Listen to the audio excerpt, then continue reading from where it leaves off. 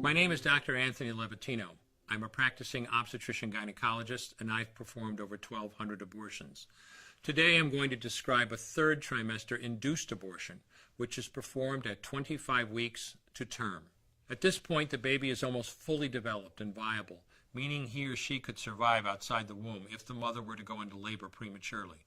Because the baby is so large and developed, this procedure takes 3 or 4 days to complete. On day 1, the abortionist uses a large needle to inject a drug called digoxin. Digoxin is generally used to treat heart problems, but a high enough dosage of digoxin will cause fatal cardiac arrest. The abortionist inserts the needle with the digoxin through the woman's abdomen or through her vagina and into the baby, targeting either the head, torso, or heart. The baby will feel it. Babies at this stage feel pain. When the needle pierces the baby's body and the digoxin takes effect, the life of the baby will end. The abortionist then inserts multiple sticks of seaweed called laminaria into the woman's cervix. They will slowly open up the cervix for delivery of a stillborn baby. While the woman waits for the laminaria to dilate her cervix, she carries her dead baby inside of her for 2 to 3 days. On day 2, the abortionist replaces the laminaria and may perform a second ultrasound to ensure the baby is dead. If the child is still alive, he administers another lethal dose of digoxin.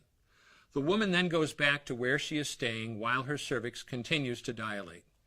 If she goes into labor and is unable to make it to the clinic in time, she will give birth at home or in a hotel. In this case, she may be advised to deliver her baby into a bathroom toilet.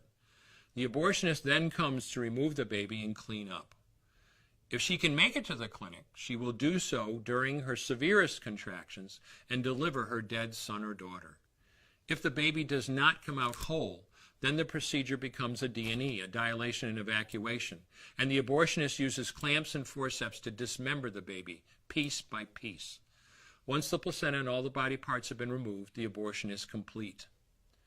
Late-term abortions have a high risk of hemorrhage, lacerations, and uterine perforations, as well as a risk of maternal death. Future pregnancies are also at a greater risk for loss or premature delivery due to abortion-related trauma and injury to the cervix. As I mentioned at the beginning, I'm Dr. Anthony Levatino, and in the early part of my career as an OBGYN, I performed over 1,200 abortions. One day, after completing one of those abortions, I looked at the remains of a preborn child whose life I had ended, and all I could see was someone's son or daughter. I came to realize that killing a baby at any stage of pregnancy for any reason is wrong. I want you to know today, no matter where you're at or what you've done, you can change. Make a decision today to protect the preborn. Thank you for your time. I will no longer do any more abortions. When you finally figure out that killing a baby that big for money is wrong, that it doesn't take you too long to figure out it doesn't matter if the baby is this big or this big or this big or maybe even this big, it's all the same. And I haven't done any since then, and I never will.